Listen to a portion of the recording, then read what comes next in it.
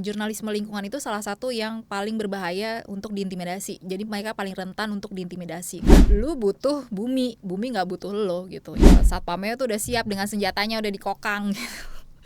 Jadi waktu lewat itu udah ya, gimana?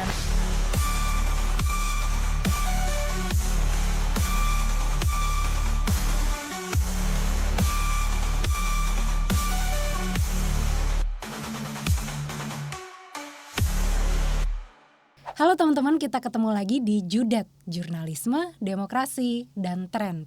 Bersama aku, Joan. Hari ini kita akan ngebahas cerita-cerita tentang jurnalis perempuan yang ada di Indonesia. Kenapa? Karena kami ngerasa kisah-kisah soal jurnalis perempuan ini dalam melakukan kerja-kerjanya masih jarang terekspos. Jadi kita pengen dengar apa sih keresahan-keresahan yang dialami, keseruan-keseruannya, tantangan-tantangannya, gitu. Nah, di episode pertama hari ini, kita kedatangan Fidelis Eka Satriastanti, Southeast Asia Editor dari Dialogue Earth. Fidelis ini biasa dipanggil Vivi, kalau aku sendiri biasa manggil dia Kak Vivi. Halo Kak Vivi. Halo Joan. Jadi Kak Vivi nih teman-teman sudah jadi jurnalis dari tahun 2006 ya Kak? 2006. Dan sudah jadi jurnalis lingkungan dari 2008. 2008, yes. Nah, itu boleh diceritain Kak, dari 2008 sampai sekarang tuh udah kerja di berapa media? Aku di 2008 itu di-assign atau ditugaskan di desk lingkungan hidup di salah satu media nasional tapi berbahasa Inggris. Terus kemudian tahun 2012 aku keluar dari perusahaan itu. Terus kemudian dari 2012 sampai sekitar ya sekarang sih hitungannya masih freelance tapi tetap di lingkungan hidup. Jadi bidangnya di lingkungan hidup. Jadi kayak masih tetap aja di lingkungan hidup gitu sampai sekarang gitu. Nah, dulu tuh kalau misalnya kita ngomongin flashback dikit ya di 2008. Yes. Jurnalis lingkungan hidup tuh gimana sih maksudnya? Apakah itu udah jadi desk yang populer gitu? Karena kalau aku lihat nih, kalau sekarang pemberitaan-pemberitaan tuh soal lingkungan hidup mulai jadi sorotan ya, apalagi hari-hari ini tentang sejak hilirisasi ada gitu. Jadi ranah lingkungan hidup kan jadi sering banget tersorot, jadi fokus utama gitu. Kalau kita balik ke 2008 itu gimana sih kondisinya Kak? Kalau aku dari pengalaman aku ya, 2008 itu biasanya kita bilangnya kalau jurnalis lingkungan hidup itu jurnalis yang ngepost di KLH. Waktu itu Kementerian Lingkungan Hidup gitu loh. Kantornya masih di Kebonanas. Yang biasanya ngetok-ngetok atau biasanya barengan liputan, kan biasanya bareng liputan itu cuma ada 3 media waktu itu. Jadi ada 2 media nasional yang besar, terus kemudian media saya yang media nasional tapi yang berbahasa Inggris. 1 media berbahasa Inggris, 1 media nasional gitu. Jadi ada 2 media nasional berbahasa Inggris dan 1 media nasional. Jadinya kalau misalnya dibilang isunya dari 2008 itu cukup sangat berbeda sekali dengan yang sekarang. Karena media-media yang pick up atau yang mengangkat isu-isu lingkungan itu cuman kayak bisa dihitung dengan jari. Itu kenapa? Karena waktu lihat di press-con-nya aja nih, kalau kita mau wawancarin Menteri Lingkungan Hidup itu biasanya nggak banyak yang datang untuk wawancara. Jadi yang benar-benar tahu niche marketnya soal lingkungan hidup tuh benar-benar dikit gitu loh. Dulu soal apa tuh biasanya? Biasanya dulu itu yang paling heboh karena tahun 2006-an ya kalau nggak salah, kita kan masih ada konferensi perubahan iklim tuh di Bali. Jadi negosiasi perubahan iklim, kita ngomongin pengurangan emisi, tapi bukan, jadi jangan dianggap pengurangan emisi yang udah bagus, bukan udah bagus ya, lebih kayak udah mafhum semua orang soal penurunan emisi gitu loh. Dulu tuh kita ngomongin rumah kaca aja semua orang belum tahu gitu loh. Perubahan iklim mereka belum tahu. Kalau sekarang kan ngomongnya krisis iklim. Kalau dulu masih istilahnya climate change gitu loh. Itu perubahan iklim. Terus kita ngomongin juga soal sampah gitu kan, polusi. Terus ada juga deforestasi hutan. Itu yang paling besar waktu itu saat itu karena kebakaran hutan itu masih cukup sering terjadi waktu itu kan, habis dari tahun 1998 ya. Jadi 10 tahun 1997 masih terus berlangsung sampai 2008 waktu aku jadi mulai masuk ke desk lingkungan hidup gitu. Jadi sebenarnya mirip-mirip, cuman sekarang tuh kita kayak makin parah ya gitu kondisinya ya, bisa makin dibilang parah, makin diverse ininya, attentionnya, tapi juga kalau misalnya dibilang good side-nya atau positifnya adalah semakin banyak orang yang memikirkan soal masalah lingkungan gitu loh. Jadi ada, gue boleh nyebut nama media kan ya, kayak misalnya yang Jakarta Post gitu, dibilangnya kan climate change is here gitu. Waktu zamannya aku dulu itu orang ngomongin, bahkan mungkin pemerintah ya waktu itu ngomongin soal perubahan iklim aja tuh mereka nggak bilang kalau perubahan iklim itu udah terjadi gitu loh. Baru sekarang itu mereka udah mulai merasakan dampaknya. Ngomongin soal mitigasi atau ngomongin adaptasi, it's something weird gitu loh. Ini makhluk apa sih ngomongin mitigasi? Ini makhluk apa sih adaptasi? Kalau sekarang mah semua orang udah tahu apa namanya perdagangan karbon, terus kemudian ngomongin soal hilis ya nikel gitu segala macam, eksploitasi. Nah, itu lebih articulate saat ini daripada yang 19 tahun yang lalu ya, sekitar hampir 20 tahun yang lalu aku jadi wartawan. Jadi dulu ngepost nih ya di KLHK. Yes, ngepost di KLH dulu namanya KLH. Oh iya, Kementerian Lingkungan Hidup. Terus begitu digabung jadi Kementerian Lingkungan Hidup dan Kehutanan. Terus habis itu era ini yang sekarang dipisah lagi jadi Kementerian Lingkungan Hidup di Kebonanas dan Kementerian Kehutanan di Manggala Wakna Bakti gitu. Terus dulu gimana tuh, banyak nggak teman-teman yang juga jurnalis perempuan atau cuman sendirian gitu? Cuman sendirian karena kita tuh kayak isunya bukan isu yang kayak rame-rame gitu ya, kayak lo ada press conference tiap hari Jumat atau apa. Biasanya selalu harus ada isu baru lo bisa rame-rame, tapi itu pun juga jarang ya. Jadi biasanya trik yang kami lakukan itu kayak istilahnya door to door.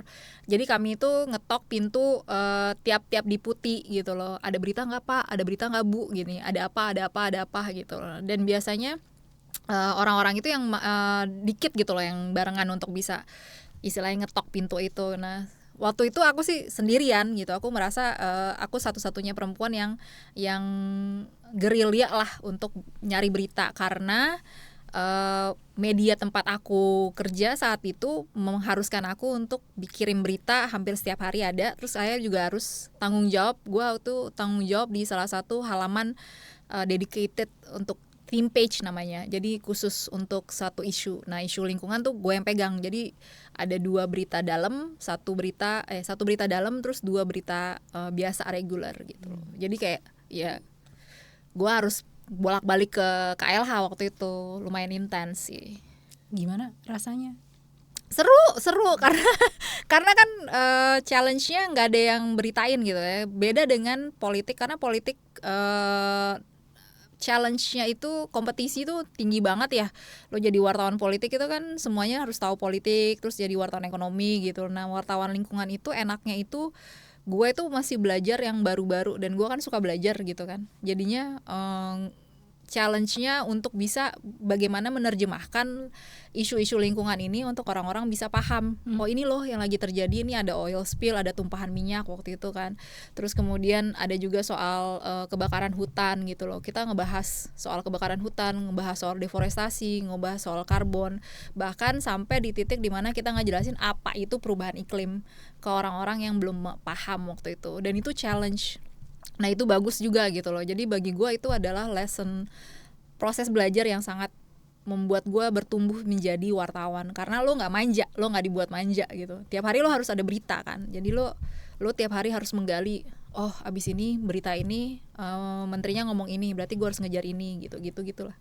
Jadi kayak benar-benar menyadarkan orang dari hal yang nol banget, mereka belum tahu, kayak tadi soal perubahan iklim gitu-gitu. Yes. Ya. Dan ini tadi di 2008 itu.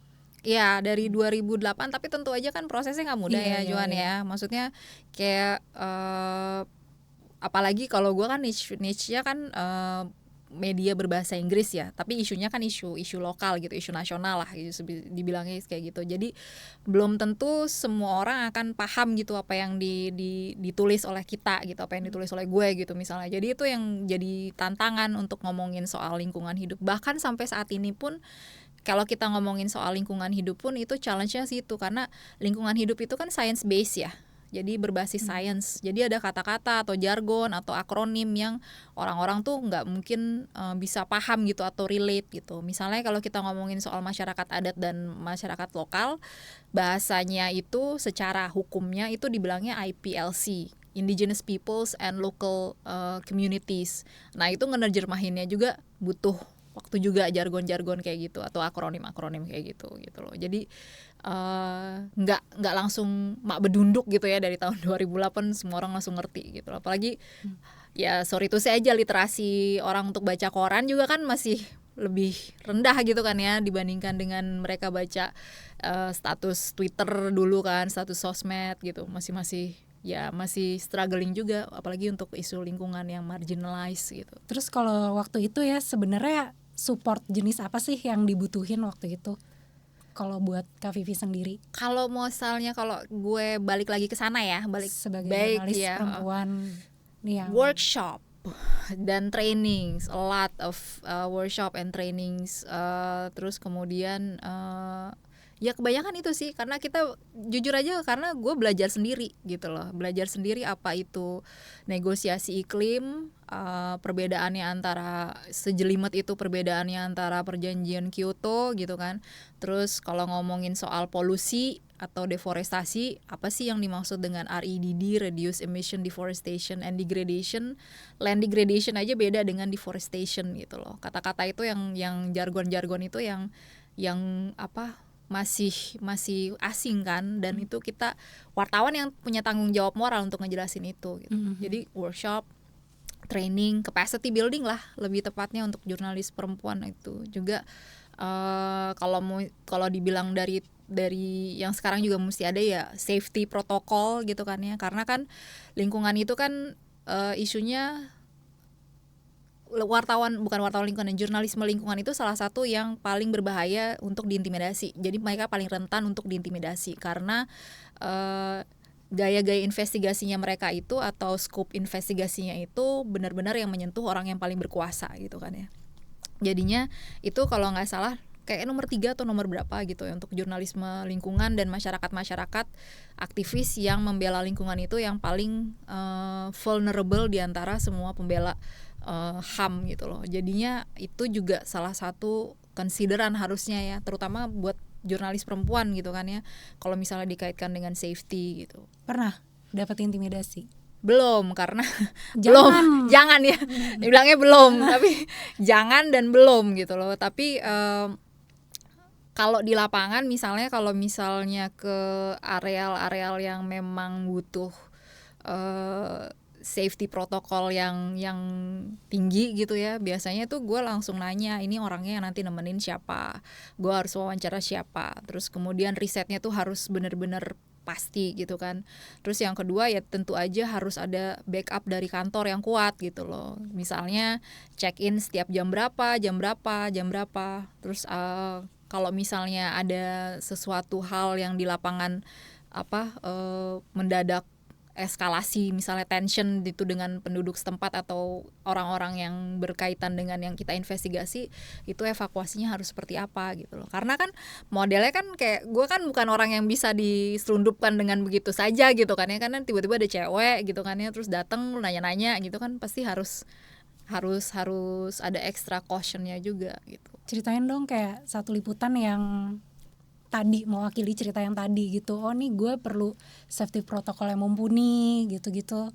Yang mungkin yang don'ts-nya ya. Jadi jadi ini lebih kayak kita nggak memperhatikan itu gitu loh. Kita nggak memperhatikan itu, kita pergi ke daerah yang dikuasai oleh salah satu penguasa tambang kemudian sawit yang cukup terkenal. Jadi di daerah kalau bisa dibilang daerah situ itu memang cukup dikuasai sama salah seorang ini dan banyak gitu yang ininya kroni-kroninya lah kalau misalnya bilang gitu. Jadi pas masuk dari situ ke daerah itu kita ada dibuntutin juga kan, tapi untungnya waktu itu ada local people-nya di situ, bukan local people ya, jadi ada fixernya di situ yang memang orang itu yang udah tahu kita harus kemana-kemana. Cuman waktu itu karena hotelnya tuh cuma satu gitu ya, karena kotanya sepi banget gitu, Terus gue tuh sampai bener-bener ngunci pintu, terus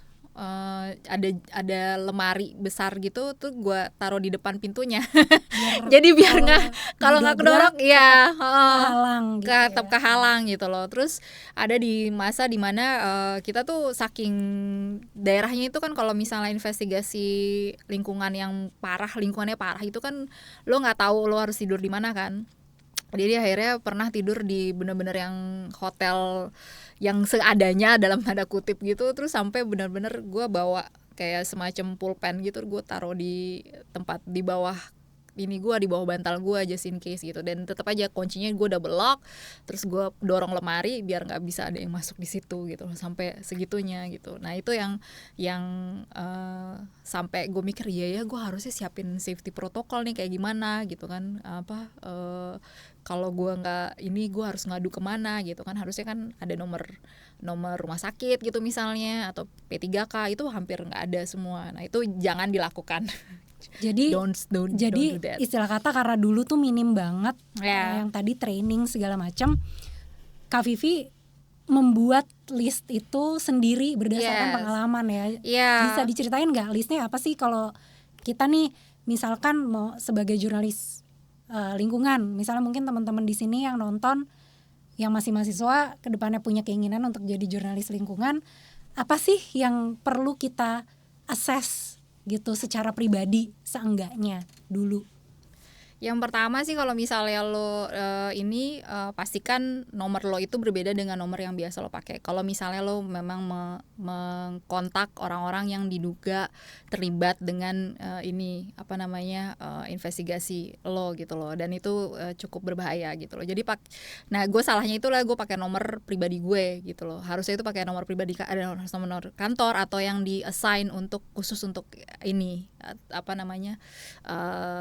untuk assignment itu. Yang kedua kalau praktisnya itu adalah pakai tas yang banyak kantongnya. Jadi lo bisa nyebar-nyebar segala macam peralatan baik kamera, SD card, terus kemudian HP gitu, just in case kalau misalnya mau di confiscated atau disita gitu loh. Terus yang ketiga, pastikan lo ada jadwal schedule untuk telepon redaksi lo atau siapapun yang nyuruh lo. Jadi kalau misalnya lo ada schedule jam 1 lo harus telepon, jam 1 lo harus WA. Terus kemudian misalnya kasih jeda jam 3 lo harus telepon atau WA. Yaitu ada beberapa yang misalnya kalau ke daerah pedalaman itu kan susah sinyal ya, mereka biasanya pakai land telepon line gitu loh, yang telepon darat atau bentuknya yang kayak gede banget gitu. Nah itu bisa untuk ngecekin atau check in gitu. Terus yang keempat ya jelas bawa P3K sendiri, apapun itu gitu loh. Jadi kayak obat merah, alkohol, terus kemudian kalau yang ke daerah deforestasi atau daerah hutan itu harus ingat untuk malaria. Ini untuk lingkungan ya, untuk harus suntik malaria dan segala macam itu harus pastikan lo juga sehat itu. Terus yang kelima ini pribadi gue ya, gue itu ikutan self defense. Dia self defense itu jadi ya itu tadi yang model siapin kayak semacam pulpen di bawah bantal gitu untuk tidur, kunci pintu 2 kali, terus atau enggak didorong ininya. Nah itu kayak gitu tuh yang self defense untuk survival itunya di lapangan ya gitu. Oke. Dan sebenarnya bentuk-bentuk apa sih yang seharusnya di-provide sama tempat kita kerja? Kalau misalkan kita ada terafiliasi di sebuah kantor gitu ya, gitu yang kita harus pastikan, harusnya nih yang provide kantor gitu. Asuransi jelas, terus kemudian surat kerja yang ini kan, terus kemudian provide yang namanya kontak dari redakturnya, terus ada semacam kayak batasan kalau misalnya nggak bisa ditembus ya udah mundur gitu, karena itu nggak ada berita seharga nyawa kan. Jadi itu sih yang ininya yang menurut aku penting. Dan terus harus tetap kontak terus dengan orang di lapangan gitu, mau dia nagging gitu ya, 1 hari dia harus kontak pagi, siang, malam, sore malam, ya tetap harus dia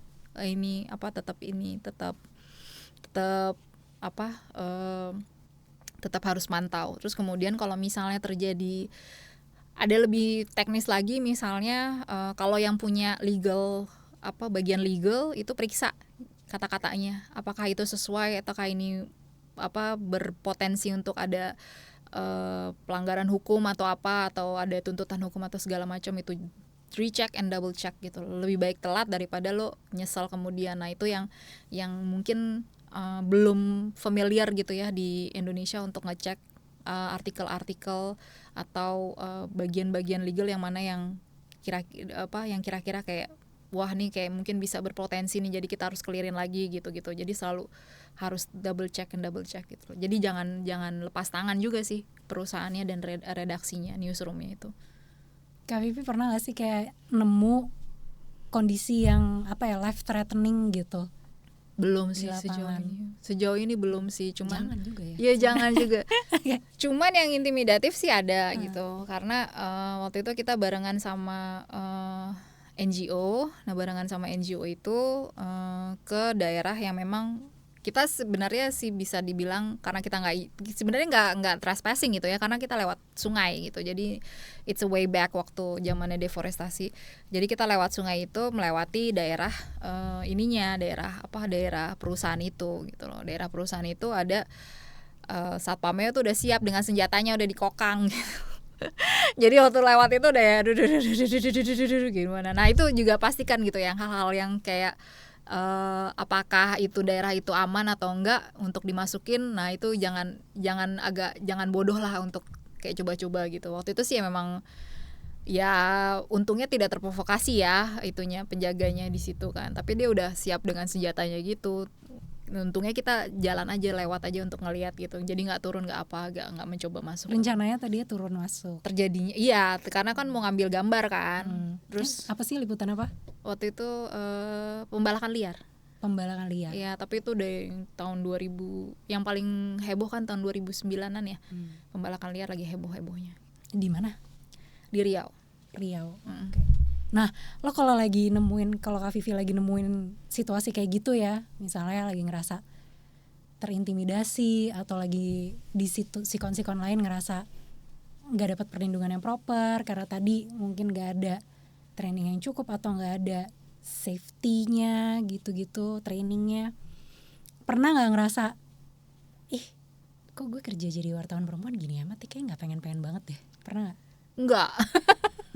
Semakin digituin gue semakin ini seru nih gitu kan, semakin keluar dari lubang keluar dari sarang macan masuk ke mulut buaya tuh semakin kayak menarik. Bukannya gue mencari bahaya ya, cuman itu jadi sesuatu hal yang menurut gue kontribusi ya, karena kan gue udah di profesi ini udah kayak 19 tahunan ya. Jadinya kalau misalnya if something happen atau gue ada intimidasi, berarti gue melakukan sesuatu yang benar gitu loh. There's something wrong with it. Dan gue tipe yang apa sih yang ini apa sih yang ini, jadi suka ngulik-ngulik gitu. Jadi secara personal aja gitu loh. Tapi kadang-kadang mungkin jenuhnya adalah tidak ada perubahan dari tulisan kita gitu, karena aku kan cetak dan website. Jadinya itu sih yang mungkin downside-nya kalau misalnya terlalu lama gitu dan tidak ada perubahan, lo kayak ngerasa burn out juga gitu loh. Ngapain sih gue tulis tuh kayak gini-gini gitu kan. Nggak ada perubahan tuh karena topiknya itu lagi. Itu lagi dan kalau ngelihat kebijakan pemerintah gitu ya itu nggak harusnya kayak gitu loh. Kita tahu gitu loh, maksudnya kita udah tahu ini, kita mengikuti isu ini dari 10 tahun yang lalu dan lo nggak ada perubahan, tapi sebenarnya lo bisa gitu. It's just a matter of decision making policy aja gitu loh, dorongan dari policy makernya itu aja, tapi nggak ada perubahan kayak gitu. Nah itu yang kadang membuat gue frustasi. Tapi kalau untuk yang kayak ancaman dan segala macam itu ya itu part of the job ya, jadi nggak membuat gue ragu atau apa, malah justru bikin semangat gitu loh. Cuman yang kayak kalau nggak ada perubahan gini-gini juga kayak gitu, ngapain juga gue tulis gitu. Pernah sih gue ngerasa kayak gitu. Nggak ada perubahan, tapi kalau aku lihat sebenarnya di Kak Vivi juga bertransformasi gitu kan. Jadi pernah kerja di media nasional berbahasa Inggris, yes. Kemudian berjalan ke media internasional, yes. Kayak gitu. Nah ini kayak bedanya gimana sih? Oke lah, walaupun mungkin yang ditulis isunya itu lagi gitu, nggak ada perubahan, pemerintahnya juga gitu-gitu aja. Tapi dari segi perjalanannya gitu, yang tadinya jadi reporter mungkin berawal dari situ, terus kemudian sekarang jadi editor dan di media nasional dan internasional. Bedanya apa? Bedanya gimana gitu? Kalau media nasional mungkin susah karena dari target readersnya ya. Jadi kita nggak bisa pungkiri kalau di media, bukan di media internasional, maksudnya di dunia internasional mereka lebih gape kalau istilahnya, itu lebih melek soal masalah lingkungan hidup gitu loh.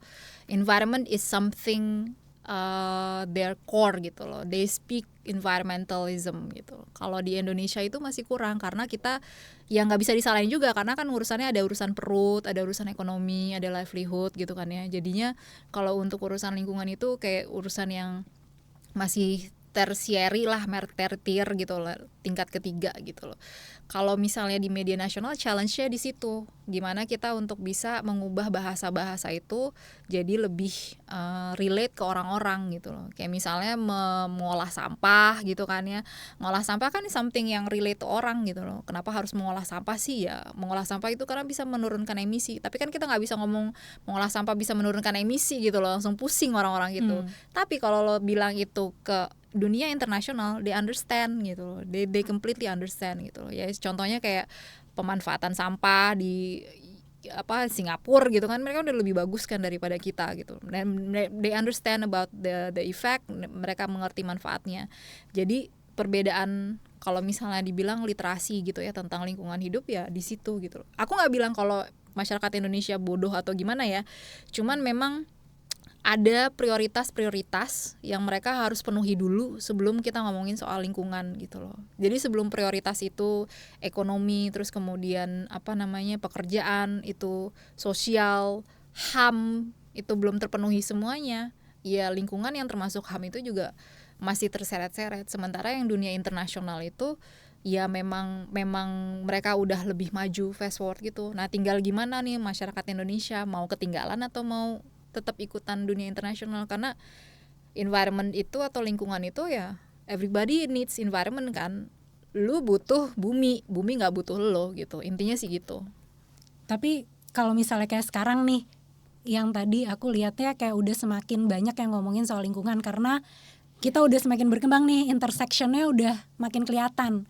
Ngomongin lingkungan nggak bisa ngomongin lingkungan aja karena dia menyambung dengan sektor-sektor lain, politik, ekonomi, sosial gitu. Jadi mungkin kesadarannya juga udah lebih terbangun dan juga lebih solid kali ya, pelan-pelan transisinya kalau di Indonesia maksudnya konteksnya. Iya, karena generasi sekarang balik lagi mereka terekspos dengan media-media yang internationally related gitu, related issues gitu loh. Generasi sekarang mau milenial, terus kemudian Gen Z atau yang terbaru Gen X atau Gen apa gitu, mereka tuh udah terekspos dengan Alpha ya. Gue kayak Gen X. Nah mereka udah paham soal itu. Aku dulu pernah wawancara anak luar biasa menginspirasi. Jadi dia ngomongin soal perubahan iklim gitu loh. Kenapa kamu peduli soal perubahan iklim? Anaknya anak SD. Dia bilang karena panas mbak gitu. Panas bu. Dia bilang kok kamu ngerasa panas? Iya padahal kan di Bogor dulu gak sepanas ini. Ini pasti gara-gara perubahan iklim. Kamu tahu dari mana perubahan iklim? Karena saya belajar dari sekolah. Jadi mulai dari situ mulai terekspos gitu. Nah itu yang aku lihat juga. Dan kemudian pergerakan masyarakat sipilnya juga udah mulai gak cuman yang kayak kita ngomongin perubahan iklim, bukan perubahan iklim, lebih kayak environment itu nggak cuman harusnya nggak terkotak-kotak, jadi ada aliansinya gitu loh, jadi ada afiliasi. Kalau lo ngomongin soal misalnya soal ya yang baru itu kan transisi energi. Lo kalau ngomongin soal transisi energi boleh dong lo ngomongin soal masyarakat adat. Kalau soal masyarakat adat boleh dong lo ngomongin soal perempuan. Kalau soal perempuan boleh dong lo ngomongin soal hak atas tanah. Nah gitu, jadi akhirnya semua isu itu akhirnya masuk gitu loh. Jadinya isu lingkungan yang tadinya kayak cuman ngomongin soal lingkungan doang, itu bisa masuk ke berbagai dimensi kehidupan kita gitu. Jadinya gitu. Apa yang diperluin kalau mau jadi jurnalis lingkungan? Apa yang diperluin kalau mau jadi jurnalis lingkungan? You have to be passionate about environment. Aku punya temen yang dia udah dapet posisi dia di media yang terkenal, dia posisinya udah enak, terus kemudian dia di lapangan sama aku jadi wartawan lingkungan, terus dia dapetin posisi sebagai editor behind the desk, gajinya lumayan, dia keluar dari tempat itu. Gue tanya, lo kenapa keluar? Nggak enak, gue nggak mau di ini, gue mau tetap di lapangan dan gue mau tetap di lingkungan hidup. So passionate itu dan militan itu sebenarnya wartawan lingkungan hidup itu. Ya at least yang aku lihat dari rekan-rekanku ya. Jadi semuanya itu yang memang mereka passionate about lingkungan hidup. So kalau misalnya technical itu gampang lah lo belajar gitu untuk jurnalism. Tapi kalau misalnya ngomongin soal lebih spesifik lingkungan hidup, wartawan lingkungan hidup, you have to be passionate about environment gitu. Dan lo harus punya endurance. Karena wartawan lingkungan hidup kayak gue itu bisa sampai 10 tahun, kemudian lebih dari 10 tahun lah. Teman-teman gue itu biasanya hampir 20 tahun juga mereka nulis tentang lingkungan hidup. Jadi Kak Vivi juga bertahan karena ada passion di situ.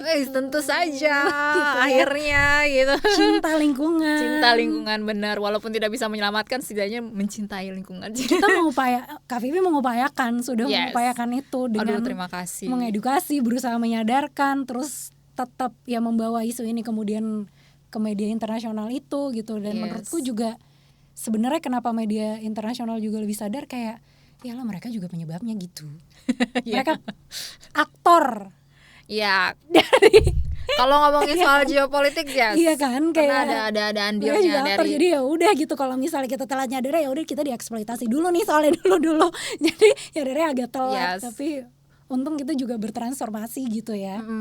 Ya itu memang benar sih, ada maksudnya ada kayak negara-negara barat nih, kalau kita bisa bilang negara barat atau global south gitu kan, yang lebih duluan mengeksploitasi, terus kemudian global north, terus kemudian global south dipaksa untuk melakukan hal yang sebenarnya mereka kan ada revolusi industri tuh, revolusi industri, terus kemudian berubah jadi mesin dan ada eksploitasi batu bara dan segala macam. Kok negara-negara berkembang langsung eksploitasi, nggak boleh nih eksploitasi batu bara? Oke. Harusnya kita juga diberi kesempatan dong untuk eksploitasi batu bara. Oke. That's your argument. Oke, bisa diterima. Cuman lo lihat dong dampaknya ke masyarakat lo kayak gimana. Lo lihat gak sih batu bara itu dampak udaranya seperti apa, dampak ashnya, debunya seperti apa, dampak airnya seperti apa. Yang rugi siapa? Ya masyarakat lo sendiri, masyarakat negara lo sendiri, your own people yang akan rugi di semuanya. Jadinya daripada lo memenangkan ego lo harus menyelamatkan masyarakat lo dulu gitu loh. Apa sih yang perlu diselamatkan dari masyarakat lo? Ya lo pahami bahwa ada dirty fossil fuel, ada bahan bakar yang kotor, itu kayak misalnya batu bara gitu kan. Nah lo bukannya harus mengeliminasi sepenuhnya karena kita nggak bisa seluruhnya. Nah itu yang harus dipahamin sama negara-negara barat itu yang punya duit gitu loh. Kalau mereka mau kita untuk mematikan batu bara, ya mereka harus ngasih kita duit dong untuk mematikan batu bara, karena kita nggak ada resources dan nggak ada teknologi dan ada human resourcesnya. Nah itu mereka harus nyediain duitnya, terus baru kita simply berubah ke renewable energy yang lebih ramah lingkungan gitu. Sebenarnya bukan gue ngegampangin sih sebenarnya. Cuman teorinya adalah lo kolaborasi gitu loh. If you want, kalau misalnya visi dan misinya itu sama untuk menyelamatkan manusia gitu, yes, itu kelar itu barang gitu loh. Kelar itu badang semua negosiasi yang berjuta-juta dolar US dollar yang lo pergi kemana lo negosiasi perubahan iklim yang ternyata ujung-ujungnya nggak ngasilin apa-apa, tuh kelar itu kan juga buang-buang duit kan sebenarnya. Kalau misinya sama itu semua orang mau menyelamatkan manusia, ya udah gitu. Tadi yang gue bilang, bumi ini nggak butuh lo yang butuh bumi. Jadi kalau misalnya lo nggak ngerawat ini dengan baik, yang cilaka bukan buminya, cilaka ya lu gitu. Tag Raja Julianto nih. Gitu ya. Dan hashtag ya teman-temannya para oligark nikel dan batubara. Iya gitu. Tolong diperhatikan ya hilirisasi, ya ampun. Jadi dan aku rasa kedepannya saat ini hingga kedepannya jurnalis lingkungan masih tetap dibutuhkan gitu ya, karena isunya masih terus bergulir dan berkembang. Yes. Bukan dibutuhkan lagi, sangat dibutuhkan karena kebutuhan ya, apalagi yang arahan dari negara ini kan, itu kan lebih ke eksploitatif lagi kan nikel, walaupun memang intinya adalah untuk supply EV gitu ya, electric vehicles, baterai-baterai yang intinya adalah ramah lingkungan. Tapi kan dalam prosesnya atau dalam realitasnya lo harus lihat ini ada masalah dengan masyarakat setempat, ada penolakan, ada kemudian masalah lingkungan hidupnya di situ, ada juga masalah workersnya gitu loh. Ini ada isu di sini, dan kita butuh banyak wartawan lingkungan, resources untuk mengulik semua itu dan ngasih tahu ke publik ada price-nya loh. Kalau misalnya lo eksploitasi bumi mau kayak gimana pun ada price-nya, dan walaupun lo nggak mengalaminya, tetapi nanti it will happen to you gitu loh, karena pengolahan nikel gitu, eksploitasi bumi itu kan pasti akan berpengaruh kepada seluruhan ininya kan, kayak ekosistemnya. Nah kalau udah mengganggu itu semua, ganggu acara. Jadi kalau lo menyadari cuaca ekstrim yang terjadi saat ini, this is climate crisis. Kita udah di climate crisis. Yang kena siapa? Yang kena semuanya. Lo mau ngomong hilirisasi nikel cuman masalah di nikel di daerah tertentu aja, enggak, lu bakal kena banjir. Dan itu gara-gara kita tuh terlalu banyak eksploitasi bumi, ngeruk yang di bumi tanpa ada rehabilitasi gitu, misalnya ada restorasi gitu, ada pemulihan lingkungan, itu nggak ada. Nah lo juga ngerasain banjir yang terjadi itu, bukan gue bilang yang itu, bukan gue bilang gue nyalahin krisis iklim dan segala macem, tetapi intensitasnya itu udah terlalu tinggi dan lo merasakan itu. Nah itu tidak wajar. Kalau tidak wajar ya berarti apa? Itu ada krisisnya apa? Krisisnya krisis di iklim gitu loh. Lu tidak merasakan sesuatu yang tidak wajar tuh kan gerah ya, sakit gitu ya. Nah, adakah hal yang aku mau balik lagi nih, ini karena kita udah mau di ujung ya. Support apa sih yang kemudian masih diperlukan oleh jurnalis perempuan yang ada di bidang lingkungan hidup? Oke. Atau harus ngapain gitu kalau kita mau terus ada di ranah ini gitu. Yang pertama pasti yang capacity building ya, peningkatan kapasitas, dalam arti yang workshop, training untuk menjelaskan jargon-jargon dan segala macam kesempatan beasiswa itu udah lebih banyak daripada zaman gue dulu. Nah itu kesempatannya kenapa? Karena kalau kita terekspos dengan dunia internasional, kita bisa lihat, kita bisa bandingin apa yang dilakukan Swedia, apa yang dilakukan Singapura, apa yang dilakukan Jepang, terus kita kemudian bisa membawa ini ke Indonesia. Bukan untuk mengcopycat langsung gitu loh, tapi melihat bahwa ada perubahan dari mereka, ada proses yang mereka jalanin, seharusnya Indonesia bisa begini. Nah itu adalah knowledge-nya itu yang memang harus dilakukan. Kedua, ya yang harus dilakukan. Yang kedua, kalau dari aku yang secara pribadi, kalau misalnya lo jurnalis perempuan, coba untuk belajar self defense gitu loh, secara praktikal ya gitu loh. Karena gue belajar ini self defense selama 5 tahun gitu loh.